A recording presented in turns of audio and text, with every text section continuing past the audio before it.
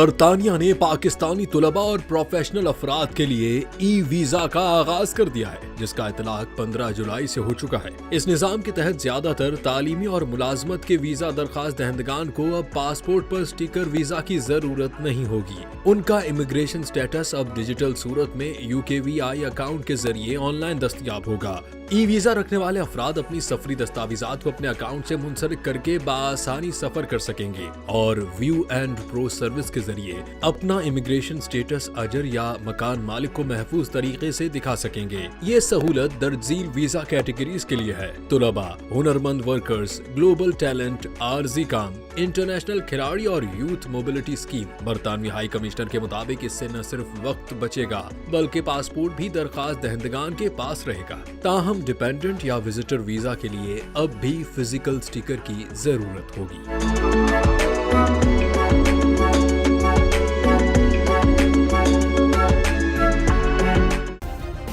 Subscribe کریں اور بیل دبائیں تاکہ کوئی خبر رہ نہ جائے۔